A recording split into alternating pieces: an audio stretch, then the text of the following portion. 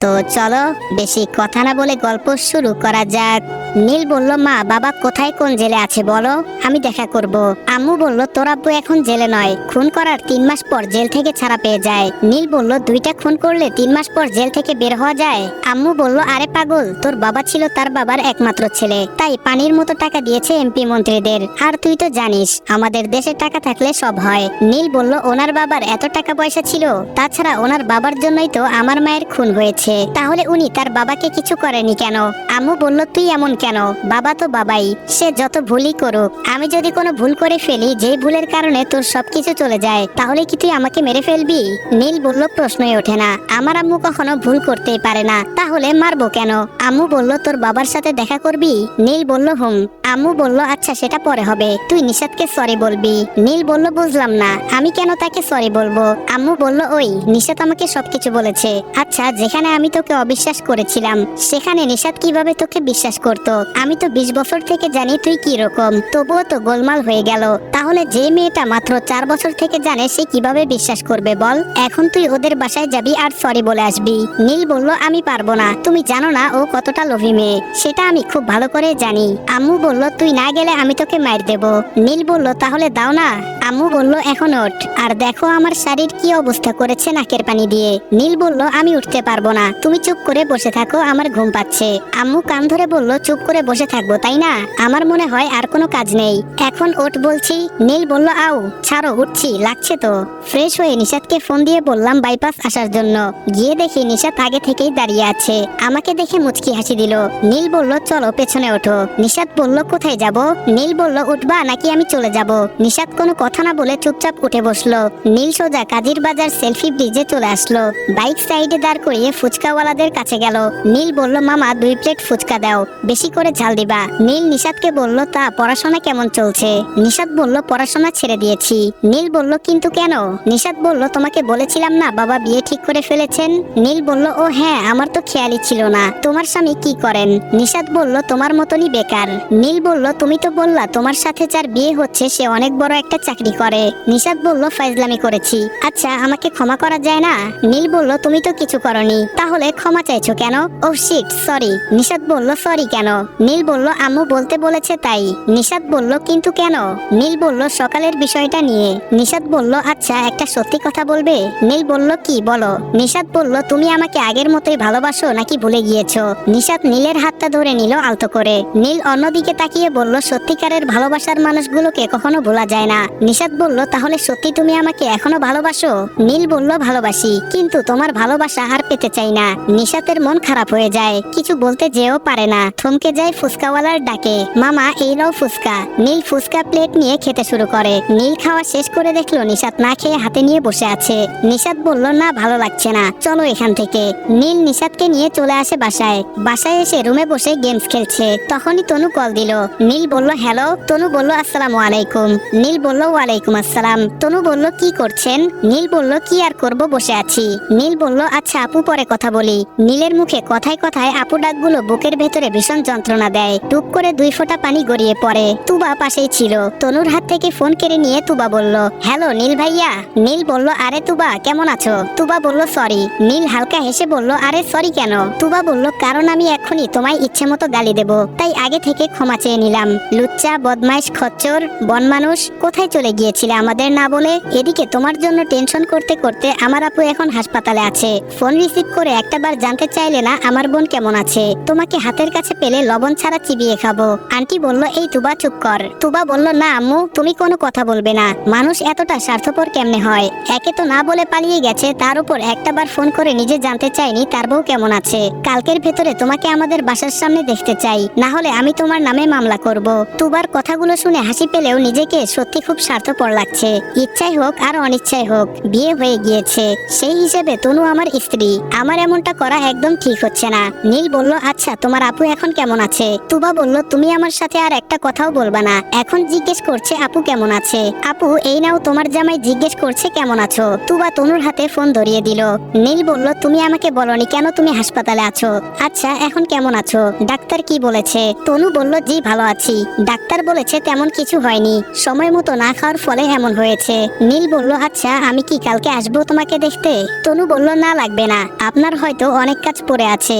নীল mobile হাতে নিয়ে room থেকে বেরিয়ে আসলো ছাদে। এভাবেই বেশ কিছুদিন চলে যায়। 2-3 দিন পর পর তনুর সাথে কথা হয় 1 মিনিট 2 মিনিট। এরকমই একদিন বিকেলে হঠাৎ করে আম্মু বললেন, নীল তাড়াতাড়ি রেডি হ, আমরা এয়ারপোর্টে যাব। কারণ জিজ্ঞেস করলে আম্মু বললেন, তোর আব্বু আসছে ঢাকা থেকে। শুনে তেমন একটা খুশি না হলেও কিছুটা ভালো লাগছিল। এয়ারপোর্টে পৌঁছাবার আগেই দেখতে পেলাম জিসান আঙ্কেল দাঁড়িয়ে আছে, আশেপাশে আরো কয়েকজন লোক। গাড়ি থেকে নামতে যাব তখন আম্মু জিসান আঙ্কেলের দিকে দেখিয়ে বললেন, এই শুন, উনি তোর বাবা। নীল বলল, আরে উনি তো জিসান আঙ্কেল। আম্মু বলল, জিসানই তোর বাবা। গাড়ি থেকে নেমে লাফ দিয়ে গিয়ে জড়িয়ে ধরলো নীল তার বাবাকে। ছেলের এইভাবে জড়িয়ে ধরা দেখে কেঁদেই দিল জিসান। বাবা ছেলেকে নূরজাহান বাসায় নিয়ে আসলেন। অতঃপর জানতে পারলো কালকে নাকি নীলের বিয়ে নিশাতের সাথে, এই জন্য জিসান ঢাকা থেকে এসেছে। কথাটা শুনে নীলের হজম হয়নি, তাই ওদের রুম থেকে হঠাৎ করে কাউকে কিছু না বলেই বের হয়ে গেল। কেমন যেন একটা চিন্তা এসে ভর করেছে নীলের মাথায়। তার মনে হচ্ছে সে ফ্যামিলির কথা রাখতে গিয়ে অনেক বড় ধরনের ভুল করছে। মুহূর্তে তনুর কথা মনে পড়ে যায়। নিশাতকে বিয়ে করে তনুকে কষ্ট দিয়ে কোনোদিন সুখী হতে পারবে না। যেই মেয়েটা তার মোনাজাতে আমাকে রাখে, আমি তাকে ঠকাতে পারবো না।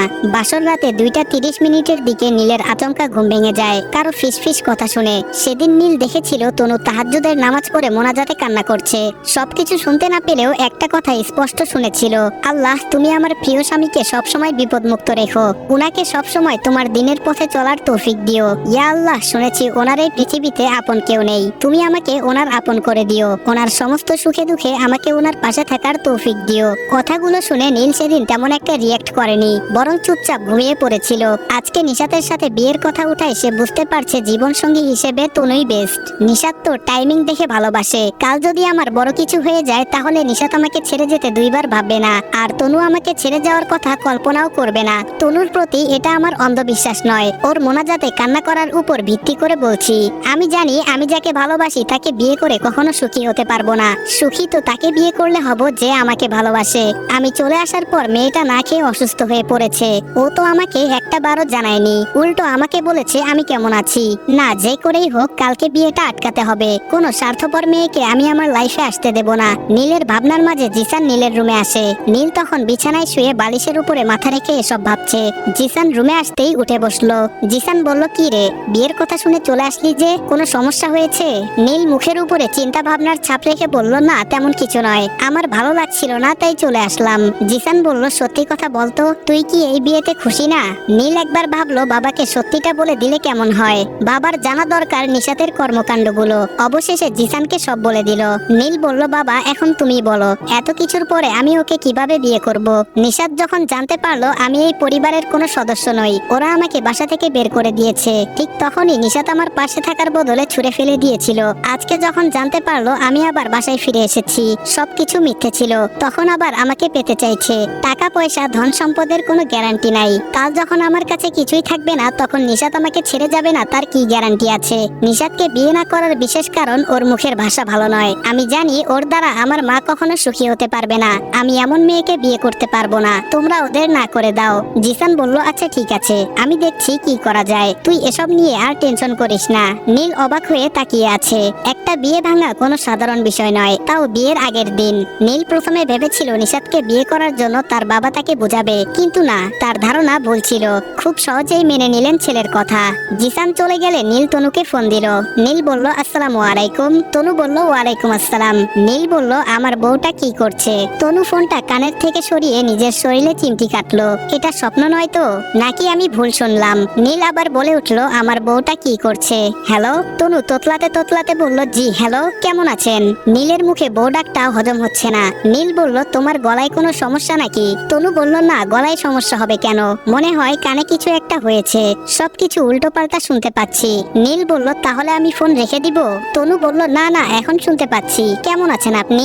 নীল বলল, জি আলহামদুলিল্লাহ ভালো, তুমি কেমন আছো? তনু বলল, আলহামদুলিল্লাহ, আপনার দোয়ায় ভালো আছি। নীল বলল, ভাবছি 2-1 ভেতরে নোয়াখালী আসবো। কিন্তু? তনু বলল, কিন্তু কি হয়েছে বলুন? নীল বলল, না তেমন কিছু নয়। তনু বলল, ও। নীল বলল, আচ্ছা তুবা কি করছে? তনু বলল, এই তো পাশে বসে আছে। নীল বলল, মনে হয় আমার উপরে রেগে আছে, বেচারি তুবা সেদিন কি বকা দিল আমাকে। তনু বলল, আপনি প্লিজ কিছু মনে করবেন না, ছোট মানুষ বুঝতে পারেনি, আমি না হয় তুবার হয়ে ক্ষমা চেয়ে নিচ্ছি। পাশে থেকে তুবা বলল, এই আপু তুমি ক্ষমা চাইবে কেন? ক্ষমা তো চাইবে নেবে নীল ভাইয়া। উনি না বলে চলে গিয়েছিল কেন? তনু বলল থাপ্পড় দেব। বেশি কথা বলিস কেন? নীল বলল হয়েছে, তোমাকে আর মারতে হবে না, আমি এসে না হয় মহারানীর কাছে ক্ষমা চেয়ে নিব। নিচে চেঁচামেচি হচ্ছে। আচ্ছা বউ, আমি তোমার সাথে রাতে কথা বলবো, এখন রাখি। ফোন কেটে নীল নিচে গেল। দেখে মনে হচ্ছে কে বা কারা বাসায় এসেছে। 4-5 জনের মতো হবে। 2 জন মহিলা, সাথে একটা মেয়ে 14-15 বছরের হবে, সাথে একজন মুরব্বী। আরেকজন লোক আমার বাবার বয়সী হবে।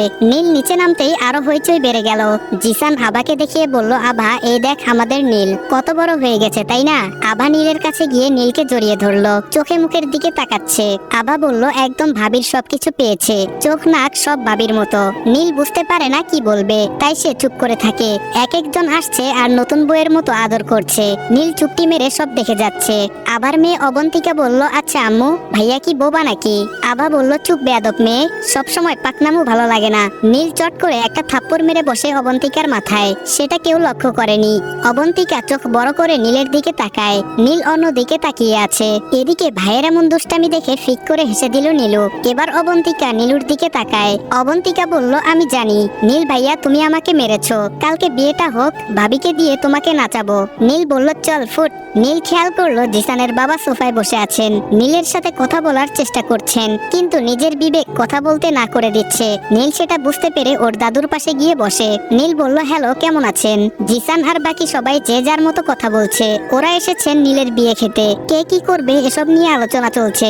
আবা আন্টি, দাদিমা আর আম্মু সেই কবে উপরে চলে গিয়েছেন। বাবা তার বোনের জামাইকে নিয়ে বাহিরে চলে গেলেন। এখানে নীল, তার দাদা, নানা ভাই আর মামনি, নীলু, অবন্তিকা। দাদা ভাই আমার কথা শুনে চুপ থাকতে পারলেন না। দাদা ভাই বলল, ভালো আছি, তুমি কেমন আছো? নীল বলল, বুঝলাম না, আপনি আমাকে আপনি আপনি করে বলছেন কেন?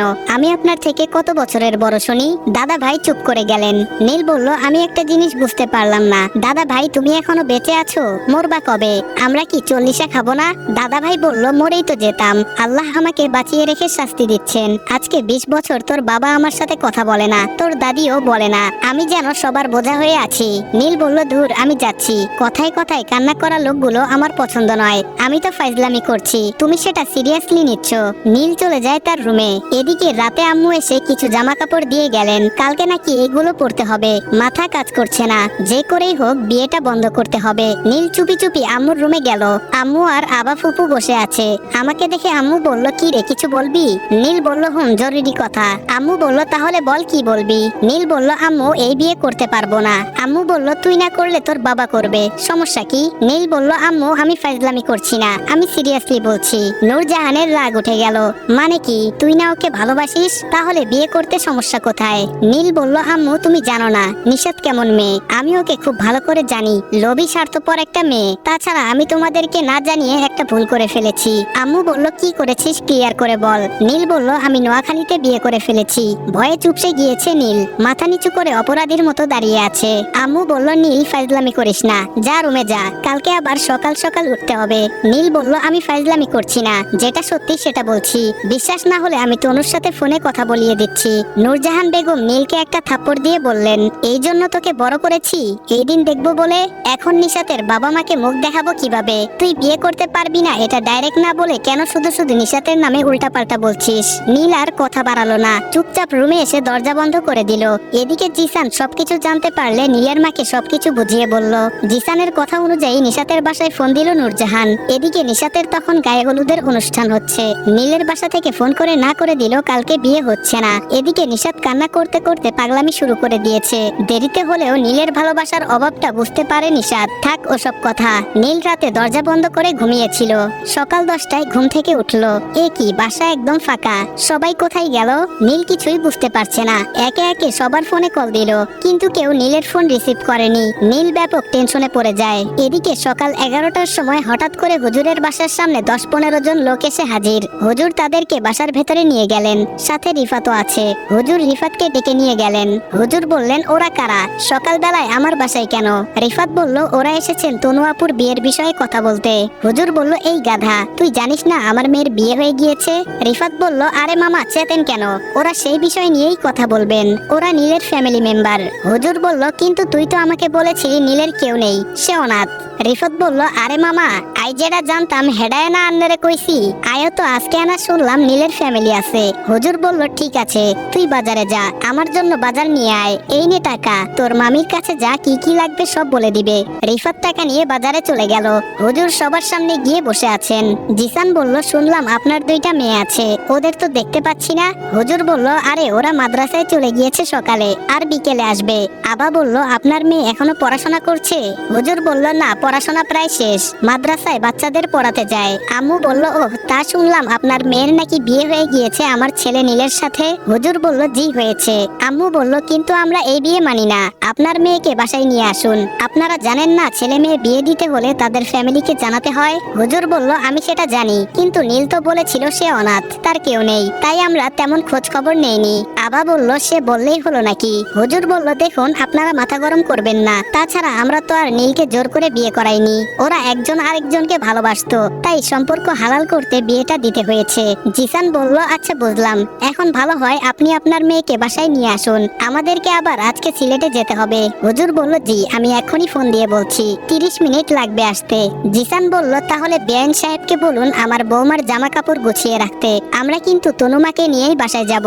হুজুর শুনে খুব খুশি হয়েছিলেন। কিছুক্ষণ পর তুবা আর তনু বাসায় চলে আসলো। তনু বাসায় এত লোক দেখে রীতিমতো চমকে গিয়েছিল, সে জানে না কে বা কারা বাসায় এসেছে। আব্বু ফোন করে আর্জেন্ট বাসায় আসতে বলেছে, তাই এসেছে। তনুর রুমটা ওনাদের পেছনের দিকে। যেতে যেতে হালকা পাতলা একটা সালাম দিয়ে রুমে চলে গেল। নীলের বাসার সবাই দেখে তো অবাক, পা থেকে মাথা অব্দি কিছুই দেখা যাচ্ছে না। তনু তার মাকে রুমে ডেকে নিয়ে আসলো। তনু বলল, আম্মু, এরা কারা, এত লোক বাসায় কেন? তনুর মা বলল, তোর শ্বশুর বাড়ির লোক তোকে নিতে এসেছে, চল শাড়ি পরে ওদের সামনে আয়। আম্মুর কথাগুলো শুনে খুশিতে আত্মহারা হয়ে যায়, কিন্তু শাড়ি পরে ওদের সামনে আসার কথা বললে না করে দিল। আম্মু বলল, থাপ্পড় দিব, ওখানে গেলে সমস্যা কোথায়? তনু বলল, মা, ওখানে 4 জন পুরুষ আছে, সেটা দেখেছো?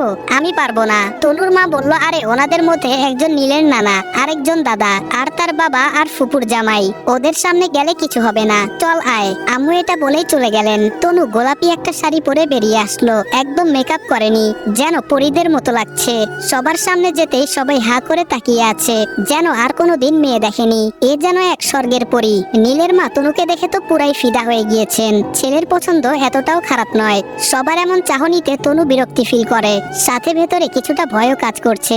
শরীর কাঁপতে শুরু করেছে, কপালে বিন্দু বিন্দু ঘাম জমেছে, গাল দুইটা আগুনের মতো লাল হয়ে আছে।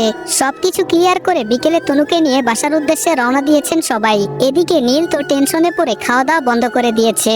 রাত 3টা বাজে, এখনো নীল বাসায় একা বসে আছে, কিছুতেই ঘুম আসছে না। হঠাৎ কলিং বেল বাজতেই নীলের ভেতরে ভয় কাজ করছে, এত রাতে কে আসতে পারে। পা টিপে টিপে দরজার কাছে গিয়ে চোখ রাখে, আম্মুকে দেখা যাচ্ছে। নির্ভয়ে দরজা খুলে দিল। তনুকে সাথে দেখে টাসকি খেলো। নীল বলল, আম্মু, তোমরা কোথায় চলে গিয়েছিলে? আমাকে বলে গেলে কি হতো?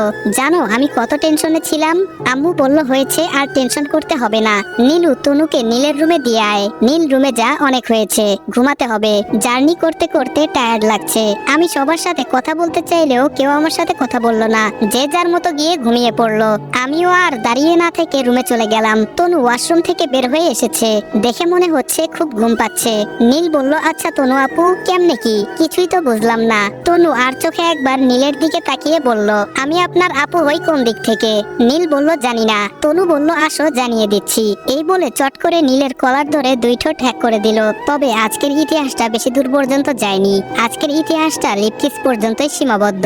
সকাল 9টার দিকে নীলু নীলের রুমে এসে দেখলো তনু ঘুমাচ্ছে। নীল রুমে নেই। নীলু তনুকে ডেকে তুলে চলে যায়। তনু ঘুম থেকে উঠে রুম থেকে বের হয়ে দেখলো অবন্তিকা নীলু টিভির সামনে বসে আছে, যেটা তনুর কাছে মোটেও ভালো লাগেনি।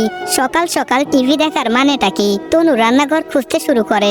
নীলু বলল, ভাবি কি খোঁজো? তনু বলল, রান্নাঘর কোন দিকে? নীলু বলল, এসো আমার সাথে। নীলু তনুকে নিয়ে রান্নাঘরে চলে যায়। অবন্তিকা টিভি দেখতে মনোযোগী ছিল। নীলের কথা শুনে তনুর দিকে তাকায়। অবন্তিকার কেন জানি তনুকে দেখলে হিংসে হয়। মেয়েটা এত সুন্দর কিভাবে হলো? নিশ্চিত কোনো ভালো দামি ক্রিম মাখে। অবন্তিকা মনে মনে 7-5 ভাবতে থাকে। না, ভাবিকে জিজ্ঞেস করতে হবে ক্রিমের নাম। যদিও অবন্তিকা দেখতে আগুন সুন্দরী, তবুও হিংসে হয়। কিছুক্ষণ পর নীল বাসায় আসলো। রুমে গিয়ে দেখলো বিছানা এখনো এলোমেলো। ইস, তনুটা এত খাটাস কেন? নিজে এত সুন্দর হয়েও রুমটা একটু সুন্দর করে রাখলে কি হতো? বলেই বিছানার চাদর ঠিক করতে যায়। এ কি, বিছানার চাদরে রক্তের দাগ! তাড়াতাড়ি চাদরটা নিয়ে ওয়াশরুমে রেখে দিল। নীলের খুব খিদে পেয়েছে। খাবার টেবিলে বসে চিৎকার চেঁচামেচি শুরু করে দিয়েছে। নীলের চেঁচামেচি শুনে জিসান আম্মু, হাবা, ফুপু, অবন্তিকা সহ তনুও সামনে এসে বসে আছে। ফুফু বলল, কি রে এইভাবে চেঁচামেচি কেন করছিস? নীল বলল, খিদে পেয়েছে। আম্মু বলল, তাই বলে চিৎকার দিতে হবে? জিসান বলল, অবন্তিকা যা নীলের জন্য কিছু নিয়ে আয়। নীলু বলল, না থাক অবন্তিকা, তুই বস, আমি নিয়ে আসছি। সারাদিনে তনুর ছায়াও দেখেনি নীল। সারাদিন নীলু আর অবন্তিকার সাথে গল্প করে কাটিয়ে দিয়েছে। রাতে খাওয়া শেষে নীল রুমে শুয়ে আছে। বাবা বলেছে কালকে ঢাকায় চলে যাবে, শুনে খুব ভালো লাগছে। একটু পরে তনু রুমে আসলেই নীল চোখ বন্ধ করে চুপ করে থাকে। তনু নিচের দিকে কিছুক্ষণ তাকিয়ে থেকে লাইট অফ করে শুয়ে পড়ে। তনু নীলকে পেছন থেকে জড়িয়ে ধরে শুয়ে আছে। আজকে নীলের ভেতরে কোনো বাজে মতলব নেই, চুপচাপ শুয়ে আছে। তনু বলল, আচ্ছা আপনি কি ঘুমিয়ে গেছেন? নীল চুপ করে আছে, কথা মুখ থেকে বের হতে চাইছে না। তনু হালকা ধাক্কা মেরে বলল, আপনি কি আমার কথা শুনতে পাচ্ছেন নাকি ঘুমিয়ে পড়েছেন? নীল বলল, কি আজব প্রাণী তুমি, দেখতে পাচ্ছ ঘুমিয়ে আছি তবুও ঘুম থেকে ডেকে তুলে বলছো ঘুমাচ্ছি কিনা। তনু বলল, সরি, আমি ভাবলাম আপনি জেগে আছেন। নীল বলল, কি বলবে বলো। তনু বলল, আপনি কি আমার উপরে রেগে আছেন? নীল বলল, কি আজব, আমি তোমার উপরে রেগে থাকবো কেন? তনু বলল, তাহলে উল্টো দিকে তাকিয়ে শুয়ে আছেন কেন? এদিকে তাকান। নীল বলল, ও মাগো, আমি উল্টো দিকে তাকিয়ে শুয়ে আছি বলে তোমার উপরে রেগে আছি এটা কে বললো? তনু বলল, তাহলে এদিকে তাকাও। নীল বলল, তুমি যদি আমাকে না ছাড়ো তাহলে আমি তোমার দিকে ফিরে শুবো কেমনে? তনু লজ্জা পেয়ে ছেড়ে দিল। নীল তনুর দিকে তাকিয়ে শুয়ে আছে। এখন কিন্তু নীলের ভেতরে অন্যরকম অনুভূতি কাজ করছে। তনু চুপ করে নীলের চোখের দিকে তাকিয়ে আছে। নীল তাকিয়ে আছে তনুর ঠোঁটের দিকে। তনুর ঠোঁটগুলি কাঁপছে। নীল না চাইতেও 4 ঠোঁট এক করে দিল। নীল ইতিহাস গড়তে যাচ্ছিল তখনই রাহুল ফোন দিল। 2 বার কেটে দেওয়ার পরেও যখন আবার কল দিল তখন নীল ফোন অফ করে রেখে দিল। ফাইনালি আমাদের গল্পের হিরো নীল তোমাদের ফেভারিট তনুর সাথে ইতিহাস গড়তে শুরু করে দিল। সকালবেলায় দরজায় ঠকঠক আওয়াজ হচ্ছে। তনু তখন তেলাওয়াত করছিল। দরজা খুললে নীলু ভেতরে আসলো। নীলকে ডেকে তুললে নীল বলল, কি হয়েছে? নীলু বলল, ভাইয়া তুই কিছু শুনেছিস? নীল বলল, না, কি হয়েছে? নীলু বলল, ভাইয়া নিশাত মারা গিয়েছে। কথাটা শুনে নীল লাফ দিয়ে উঠে বসলো। তনু মুখের উপরে হাত গুজে দিল। নীল বলল, কি বলছিস এসব? নীলের চোখের কোণে পানি জমেছে। নীলু বলল, হ্যাঁ ভাইয়া, কাল রাতে নর্থ ইস্ট মেডিকেল কলেজ হাসপাতালে মারা গিয়েছে। আমি এইমাত্র খবর পেয়ে তোর কাছে ছুটে আসলাম। নীল বলল, আমি তো শুনেছিলাম ও হাসপাতালে আছে, হঠাৎ কি থেকে কি হয়ে গেল? রাহুল আমাকে বলেছিল ওকে দেখতে যাওয়ার জন্য, আমি যাইনি। 1টার সময় দাফন করা হয়েছে। নীল জানাজার নামাজে গিয়েছিল। নামাজ শেষে বাসার দিকে চলে আসছে। রাস্তায় রাহুলের সাথে দেখা। রাহুল বলল, আচ্ছা তুই এত বড় স্টুপিড কেন? তুই জানিস কালকে রাতে কত হাজার বার তোকে ফোন দিয়েছি? তুই তো শালা ফোন অফ করে রেখে দিলি। নীল রাহুলকে জড়িয়ে ধরে কান্না করে দিল। দোস্ত, কেউ জানতেই পারলো না আমি নিশাতকে মেরে ফেললাম। সেদিন বিয়েটা না ভাঙলে হয়তো আজকে নিশাত বেঁচে থাকতো। রাহুল বলল, নিজেকে দোষারোপ না দিয়ে এই নে। একটা চিঠি নীলের দিকে বাড়িয়ে দিল রাহুল। নীল চিঠিটা ধরতে যেও পারে না, হাত থেকে পড়ে যায়। রাহুল চিঠিটা নীলের পকেটে ঢুকিয়ে দিল। রাহুল বলল, আমি কালকে সারা রাত নিশাতের পাশে ছিলাম, প্রতিটা মুহূর্তে তোর নাম বলে গিয়েছে। মৃত্যুর আগে শুধু একবার তোকে দেখতে চেয়েছিল, আল্লাহ ওর আশা পূরণ করেননি। রাহুল উল্টো দিকে হাঁটা ধরলো। নীল বাসায় চলে আসে, রুমে বসে আছে। নিশাতের বিষয়টা সবাই জানে। আজকে ঢাকায় চলে যাওয়ার কথা ছিল। নীলের এই অবস্থা দেখে যাওয়া ক্যান্সেল করে দেওয়া হলো। সকাল থেকে এখন অবধি না খেয়ে বসে আছে নীল। তনু নীলকে সান্ত্বনা দেওয়ার চেষ্টা করলে সেও ব্যর্থ। নীল চিঠি হাতে বসে আছে। চিঠি খুলতে সাহস হচ্ছে না। হয়তো আমার নামে অনেকগুলো অভিমান বরাদ্দ করা অভিযোগ থাকবে, যেগুলো পড়লে হয়তো নিজেকে ঠিক রাখতে পারবো না। নীল লম্বা করে একটা শ্বাস নিল। বুকের ভেতরে সাহস নিয়ে কাপা কাপা হাতে চিঠি খুলে পড়তে লাগলো। প্রিয় নীল, চিঠিটা যখন তোমার হাতে পৌঁছাবে তখন হয়তো আমি আর এই ব্যস্ত পৃথিবীতে থাকবো না, পাড়ি জমাবো অন্য কোনো রাজ্যে। জানি না আমার জন্য আল্লাহ সেখানে কি রকম আযাব সৃষ্টি করে রেখেছেন। তোমার মনে আছে সেদিন ফেনীতে গিয়েছিলাম আমার ছোট ফুপুর বাসায় ঘুরতে? তোমাকেও তো বলেছিলাম আমার সাথে যাওয়ার জন্য, কিন্তু তুমি যাওনি। বলেছিলে লোকে কি বলবে। তাছাড়া তুমি তোমার আম্মুকে ছাড়া থাকতে পারো না। সেখানে দিনগুলো খুব ভালোই চলছিল। সারাদিন ফুফাতো বোন অনুর সাথে ঘোরাঘুরি আর রাতে তোমার সাথে ফোন আলাপ। হুট করে একদিন অনু জিজ্ঞেস করলো আমার ব্লাড গ্রুপ কি। আমি তো জানতাম না আমার ব্লাড গ্রুপ। যখন জানতে চাইলাম রক্ত দিয়ে কি করবি, তখন অনু বলল আমার এক কাজিন নিলয়, 10 বছর বয়স, অ্যাক্সিডেন্ট করেছে, ইমার্জেন্সি ব্লাড লাগবে। আমি বললাম তাহলে চল না আমার ব্লাড পরীক্ষা করে দেখি, যদি মিলে যায় তাহলে দিয়ে দেব। আমার কথা শুনে আমাকে অনু হাসপাতালে নিয়ে গিয়েছিল। সেদিন টেস্ট করার পর ব্লাড গ্রুপ তো মেলেনি, তবে আমার জীবনের হিসাবের খাতা মিলে গিয়েছিল।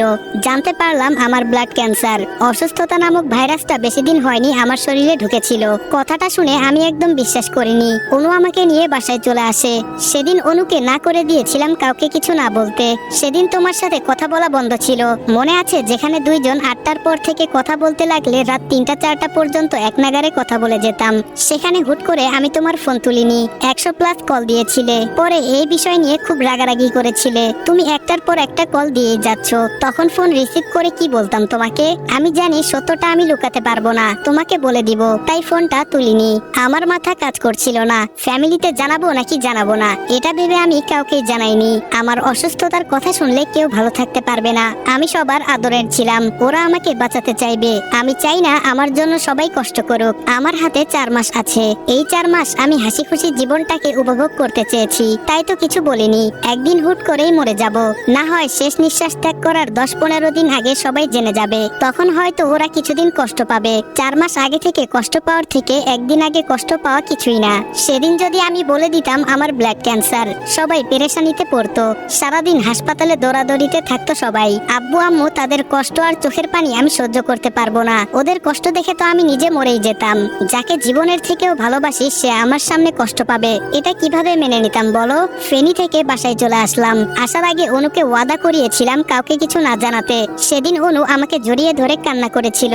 বাসায় এসে আবার কলেজে যেতে শুরু করলাম, কিন্তু তোমাকে দেখে ঠিক থাকতে পারতাম না, তাই তো সবকিছু সরি বলে মিটিয়ে নিয়েছিলাম। তোমাকে বলার সাহস হচ্ছিল না, তাই কিছু বলিনি। পরক্ষণেই মনে হলো তোমাকে ভালো রাখতে হলে তোমার সাথে ব্রেকআপ করতে হবে, কিন্তু তুমি এত ভালো মনের মানুষ ছিলে, আমি হাজারটা রিয়াক্ট করলেও তুমি উল্টো সরি বলতা। তাহলে কিভাবে ব্রেকআপ করতাম বলো? আমার কাছে কোনো কারণ ছিল না তোমার থেকে দূরে সরে যাওয়ার। আমি যতই দূরে থাকতে চেয়েছি ঠিক ততটাই আবার কাছে চলে এসেছি। দিন 2-1 যেতে না যেতে তোমার বোন আমার কাছে ফোন করে তোমার নামে একটা বড় মিথ্যা অভিযোগ তুলে ধরলো। সেদিন তোমার নামে এসব ফালতু কথা শুনে মনে হচ্ছিল নীলুকে কষে কয়েকটি থাপ্পড় মেরে দেই, কিন্তু মারিনি। আমার কেন যেন মনে হলো আমি তো তোমার সাথে আলাদা হওয়ার কারণ খুঁজতেছি। তাহলে এই অভিযোগ থেকে শুরু করা যাক। তোমার কাছে ফোন দিয়ে তোমাকে উল্টাপাল্টা কথা শুনিয়ে দিয়েছিলাম, কিন্তু বিশ্বাস করো তোমাকে আমি যতটা গালি দিয়েছি, যতটা বাজে কথা বলেছি, একটা কথাও আমার মন থেকে আসেনি। তোমাকে কিভাবে গালি দিব সেটা ভেবে পাচ্ছিলাম না, তাই আগে থেকে খাতায় লিখে রেখে তারপর তোমাকে ফোন করেছিলাম। তোমার মনে আছে তোমার জিমেল আইডি আর ফেসবুক আইডি দুইটা আমরা দুইজন মিলে ব্যবহার করতাম। তোমার আইডিতে গল্প লিখে পোস্ট করতাম আমি, আর ক্রেডিট তুমি নিতে। থাক ওসব কথা। আমার খুব চিন্তা হচ্ছিল তুমি কোথায় যাবে, কোথায় থাকবে। তাছাড়া ঢাকাতে তোমার কেউ নেই, কার কাছে থাকবে, কি করবে না করবে এটা ভেবে আমি অস্থির হয়ে গিয়েছিলাম। আমি আমার লোকেশন অন করতেই দেখতে পেলাম তুমি ঢাকার দিকে যাচ্ছ। ঢাকা পৌঁছাতে তোমার 6 ঘন্টা প্লাস সময় লাগবে, সকাল হয়ে যাবে। তখনই মনে পড়লো তোমার রিফাত নামে একটা ফ্রেন্ড আছে, ওর বাসা নোয়াখালী, আর ঢাকা থেকে নোয়াখালী তেমন একটা দূরে নয়। রিফাত চাইলে তোমার আগে চলে আসবে। আমি তোমার মেসেঞ্জার থেকে ওর সাথে কথা বলে ওকে ঢাকাতে পাঠিয়ে দিলাম। তখন চিন্তা হচ্ছিল তুমি রিফাতকে কল দিবে কিনা। ভাগ্যিস তুমি রিফাতকেই কল দিলে। সেদিনের পর থেকে মাঝে মধ্যে তুমি কল দিলে খারাপ আচরণ করতাম। এখন আমি চিঠি ঠিকই লিখতেছি, তবে আমি আদৌ জানি না এইগুলো তোমার কাছে পৌঁছাবে কিনা। এইভাবে বেশ কিছুদিন চলে গেল। 1 মাস যেতে না যেতে তোমাকে কল দিয়ে জানিয়ে দিলাম আমার বিয়ে হচ্ছে। এদিকে সত্যি সত্যি আমার মা বাবা আমাকে বিয়ে দিতে চাইছে। তাছাড়া আমিও কাউকে কিছু বলতে পারছি না। অতঃপর একদিন হুট করে তোমার বাসা থেকে লোকজন এসে আমাদের বিয়ে ঠিক করে চলে গেল। তখন আরো বেশি কষ্ট হচ্ছিল।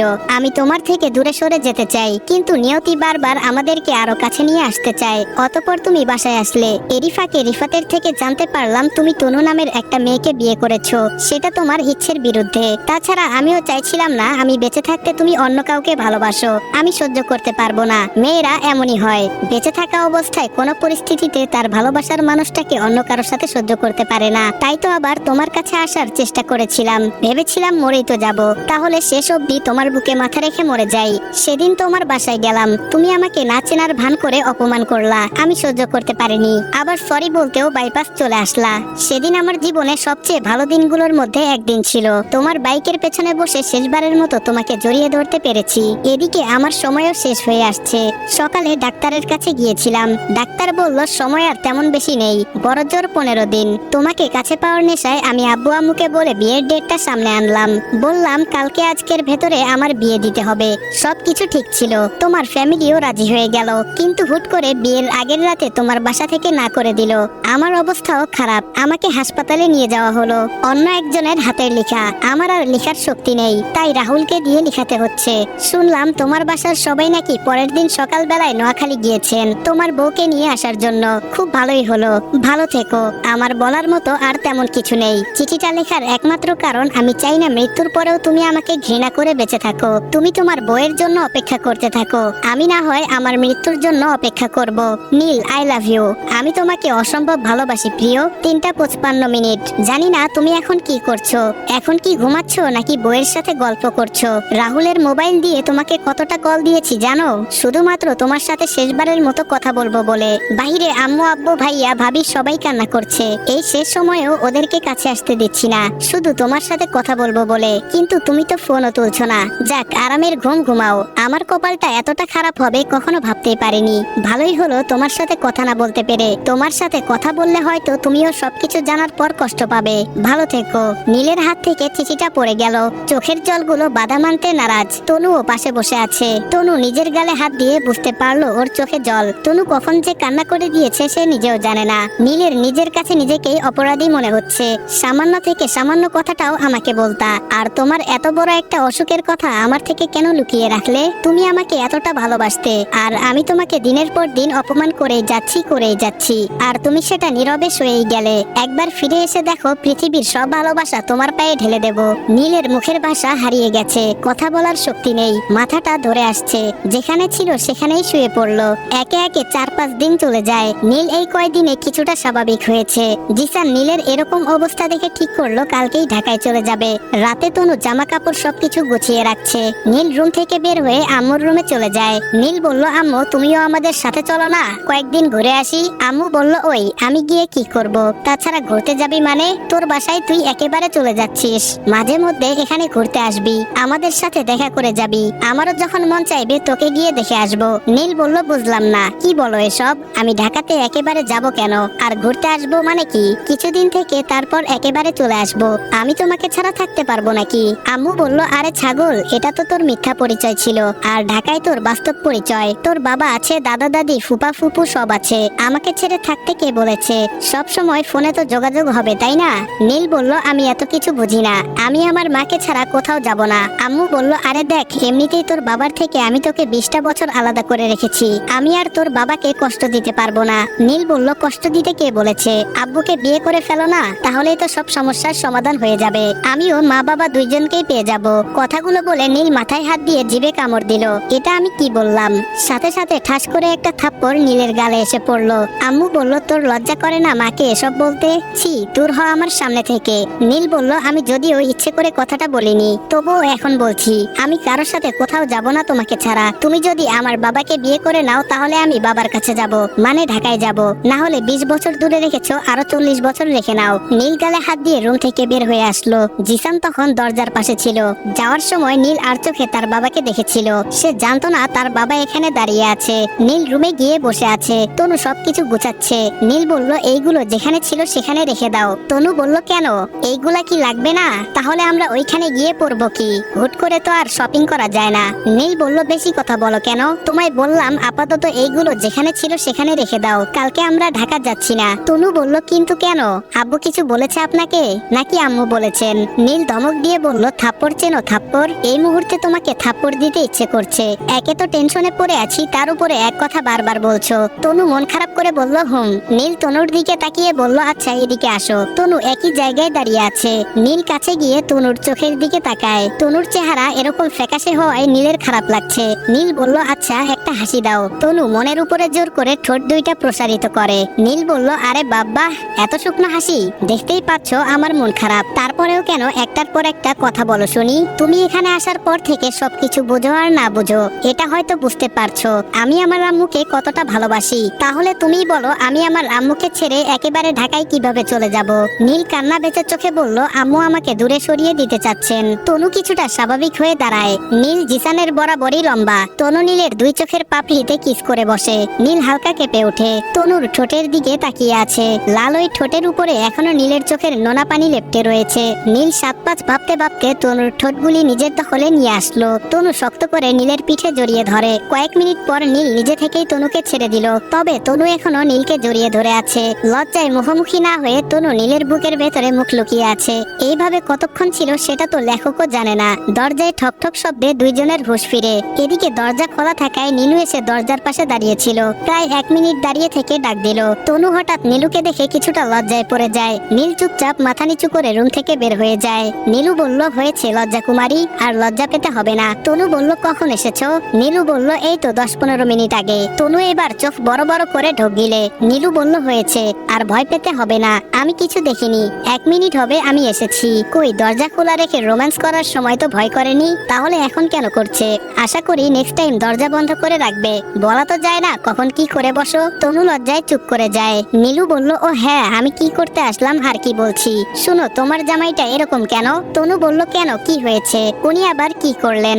নীলু বলল কি করেনি সেটা বলো। আম্মুকে বলছে বিয়ে দিতে। এখন তুমি বলো, আম্মুর কি এখনো বিয়ের বয়স আছে?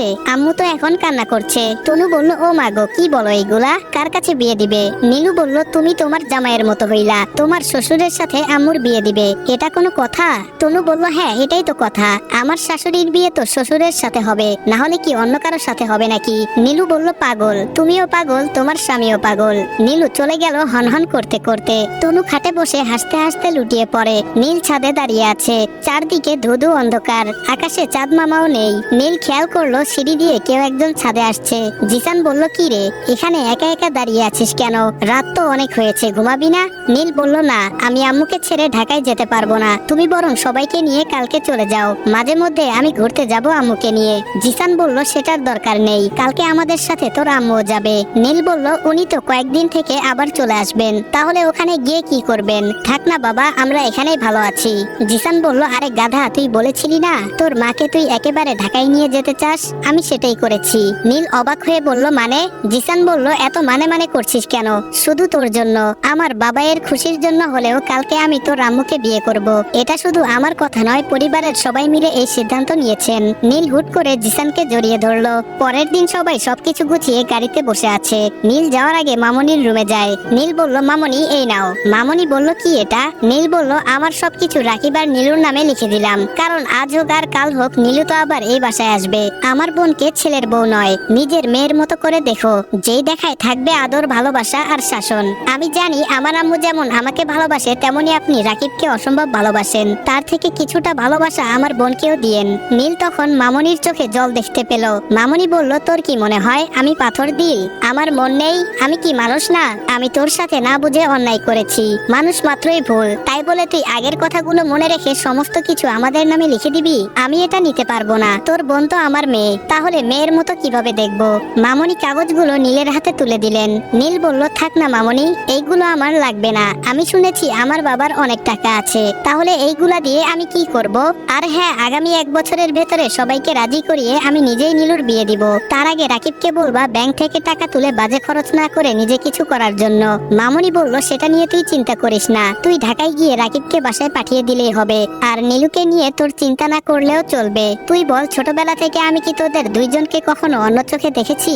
আমি রাকিবকে যতটা আদর ভালোবাসা করি তার চেয়েও দ্বিগুণ আমি তোকে আর নীলুকে ভালোবাসি। নীল বলল আচ্ছা মামনি, আমি তাহলে যাই, সবাই আমার জন্য অপেক্ষা করছে। বিকেলে ইয়া বড় একটা বাড়ির সামনে গাড়ি দাঁড় করালো। আমরা সবার আগে চলে এসেছি, আম্মুদের গাড়ি এখনো পেছনে রয়েছে। নীল গাড়ি থেকে নেমে আবার গাড়িতে উঠে বসলো। তনু বলল কি হলো, আপনি আবার গাড়িতে উঠলেন কেন? নীল বলল আরে ভাই, কোথায় নিয়ে এসেছো? তুমি ভুল করে অন্য কারো বাড়িতে নিয়ে এসেছো। ড্রাইভার বলল স্যার, এটাই তো সঠিক ঠিকানা, আমি ভুল করতে যাব কেন? আমি 3 বছর হলো এই গাড়ি চালাচ্ছি, আমার কোনো ভুল হতেই পারে না। নীলু বলল আল্লাহ, এটা বাড়ি নাকি রাজপ্রাসাদ? অবন্তিকা বলল নীল ভাইয়া গাড়ি থেকে নামো, এটাই আমাদের বাড়ি, এত অবাক হওয়ার কি আছে? জীবনে মনে হয় আর কোনোদিন দেখোনি? ভাবি তুমি আমার সাথে আসো। নীল বলল কি বলছিস এগুলো?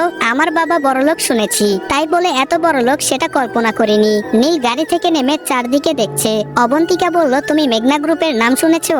নীল বলল সেটা আবার কি? অবন্তিকা বলল ফ্রেশ চিনো, আটা ময়দা তেল? নীল বলল হুম, এটা জানি। অবন্তিকা বলল ওইটার নাম MGI গ্রুপ, ওইটা আমার মামা তোমার বাবার। নীল হা করে তাকিয়ে আছে বাড়ির দিকে। অবন্তিকা, নীলু, তনু বাড়ির ভেতরে চলে গেল। নীল ওদের পিছু পিছু গেল। কিছুক্ষণের মধ্যে আব্বু আম্মু আর বাকি সবাই চলে আসলেন। অবন্তিকা তনুকে একটা রুম দেখিয়ে দিল। আজ থেকে নাকি ওই রুমে নীল আর তনু থাকবে। সেই রুমের দেয়ালে একজন কম বয়সী মহিলার ছবি টাঙানো দেখে নীল বাইরে এসে তার দাদিকে জিজ্ঞেস করে। দাদি বলল তুই কার কথা বলছিস? নীল বলল আরে আমার রুমে দেখলাম একজন কম বয়সী মহিলার ছবি টাঙানো, ওই দেখো টিভির রুমেও তো সেম ছবি।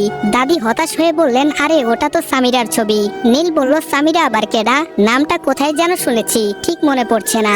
দাদি বললেন তোর মা। কথাটা বলে টুপ করে এক ফোঁটা চোখের জল ফেলে চলে গেলেন। ওনার খুব ঘৃণা হচ্ছে ওনার স্বামীর উপরে। জন্মের পরেই ছেলের থেকে মাকে কেড়ে নিলেন। ছেলেটা আজকে তার মাকেই চিনতে পারছে না। নীল সেখানে সেখানে দাঁড়িয়ে না থেকে রুমে চলে আসে। তার মায়ের জন্য কষ্ট হলেও চোখের জল বের হয় না, কারণ তার এক মা চলে গেলেও আরেক মা আছে।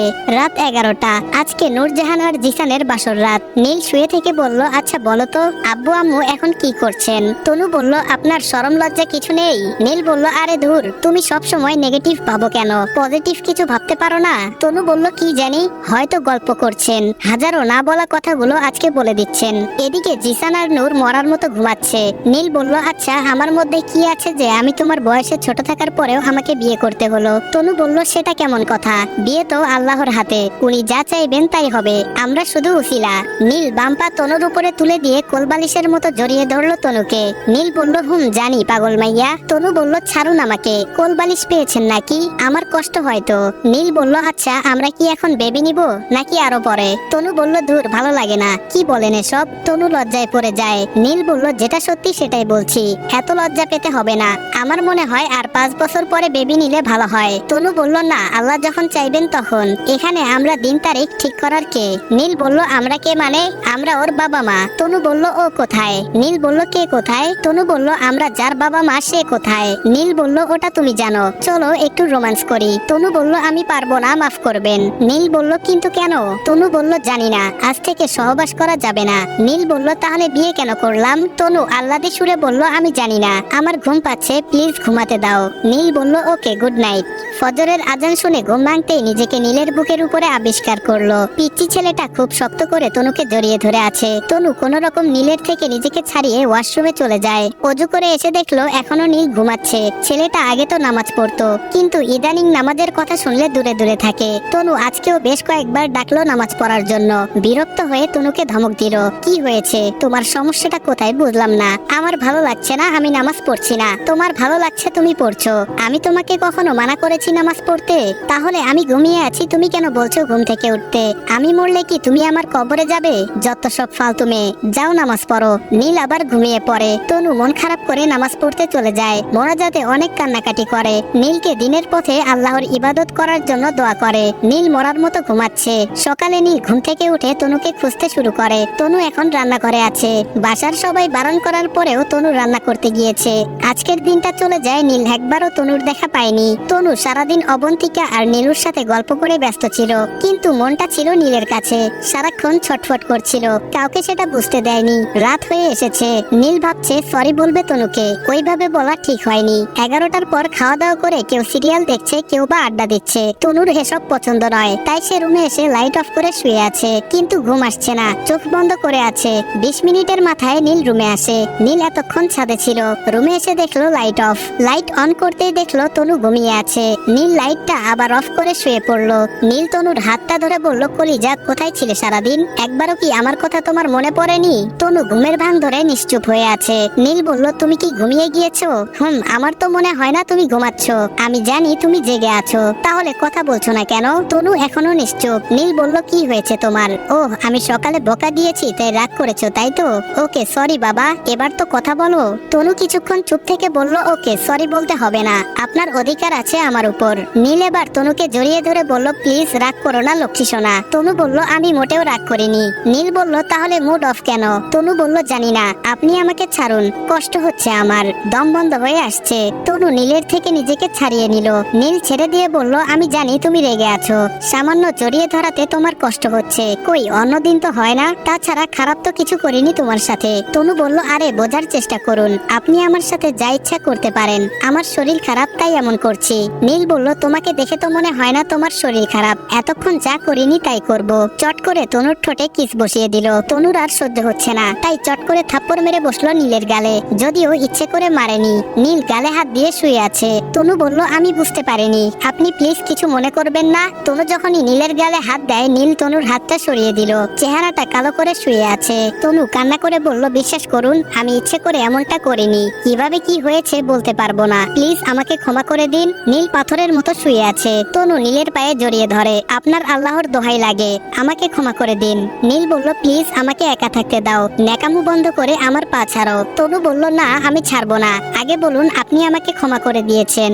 এই মুহূর্তে তনুকে নীলের কাছে বিরক্ত লাগছে। নীল বলল, যা, ক্ষমা করে দিলাম, এখন আমাকে শান্তিতে ঘুমাতে দে। তনু নীলের আচরণ আর কথাই বুঝতে পারছে নীল তাকে ক্ষমা করেনি। তনু কান্না করতে করতে বলল, প্লিজ ক্ষমা করুন আমাকে, আমার ভুল হয়ে গিয়েছে।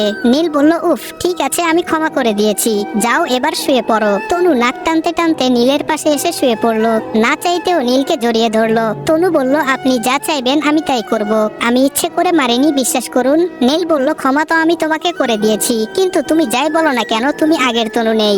আজকাল তুমি আমাকে এড়িয়ে চলো। কালকে যখন তোমাকে জড়িয়ে ধরেছিলাম তুমি বললা তোমার ভালো লাগছে না, আজকে কোনো বাহানা না পেয়ে সরাসরি থাপ্পড় মেরে দিলে, সাথে সকালে বকা দেওয়ার বদলাটাও নিলে। তনু বলল, আপনি আমাকে ভুল বুঝতেছেন, আমি আপনাকে এই জন্য কাছে আসতে দিচ্ছি না কারণ আমার মাসিক চলছে 2 দিন থেকে, লজ্জায় আপনাকে বলতে পারছিলাম না, তাই দূরে সরিয়ে রাখছি। তার উপরে তলপেটের ব্যথায় মাথা কাজ করছে না, তাই কি থেকে কি হয়ে গেল। এখন আপনি চাইলে সবকিছু করতে পারেন, তবুও ভুল বুঝবেন না প্লিজ। আমি আপনার থেকে কেন বদলা নেব? আপনাকে নামাজ পড়তে জোর করি কারণ আমি আপনার পাশে শুধু পৃথিবীতে নয়, আপনার হাত ধরে জান্নাতে যেতে চাই। আপনি আমাকে বকা দিয়েছেন, আমি রাগ করিনি, অভিমান করেছিলাম আপনার উপরে, কিন্তু বিশ্বাস করেন আমি কেন আপনার উপরে বদলা নিব। আপনি চাইলে আমাকে মেরেও ফেলতে পারেন, আমি ভুল করেও জিজ্ঞেস করব না আপনি আমাকে কেন মেরেছেন। তনু কান্না করতে করতে নীলের টি শার্ট ভিজিয়ে দিয়েছে। নীলের নিজের কাছেই খারাপ লাগছে, একটা মেয়ে হঠাৎ করে কেন আমার সাথে মিশতে বারণ করছে সেটা জানা আমার উচিত ছিল। নিজেকে স্বার্থপর লাগছে, শুধু নিজের চাহিদার কথাটা চিন্তা করলাম। মাসিকের সময় মেয়েরা কতটা কষ্টে দিন পার করে সেটা শুধু তারাই জানে। যে মেয়েটা আমার সাথে দুনিয়াতে নয় জান্নাতে যেতে চায়, আমার ভালোর জন্য আমাকে নামাজ পড়তে বলে, আর আমি তাকে উল্টো বকা দেই, আমি তো সব থেকে বড় স্বার্থপর। নীল কিছুক্ষণ চুপ করে থেকে তনুকে আরো শক্ত করে জড়িয়ে ধরলো। নীল বলল, সরি কলিজা, আমার ভুল হয়ে গিয়েছে। তনু বলল, আপনি কেন সরি বলছেন? সব ভুলগুলো আমার, আমি আপনাকে আমার সমস্যার কথা জানাইনি, তাই তো এমন ভুল বোঝাবুঝি হয়েছে। নীল বলল, তুমি যদি আর একবারও আমাকে আপনি করে বলো তাহলে তোমাকে এক্ষুনি ইচ্ছে মতো বকা দিব। তনু বলল, তাহলে কি বলে ডাকবো? নীল বলল, তুমি বলে ডাকো। তনু বলল, আমি পারবো না, আমি আপনি বলাতেই খুশি। নীল বলল, কিন্তু আপনিতে কেমন যেন পর লাগে, তুমি করেই বলো। তনু বলল, চুপ, আর একটাও কথা বলবা না। নীল বলল, 100 বার বলবো। তনু বলল, দেখি বলে দেখাও তো। নীলের বুক থেকে মাথা তুলে নিল। নীল বলল, এই তো বলছি। তনু নীলকে আর কথা বলতে দিল না, 4 ঠোঁট এক করে দিল। আসসালামু আলাইকুম এভরিওয়ান, কি আমার আসল পরিচয় গল্প এখানে শেষ করলাম।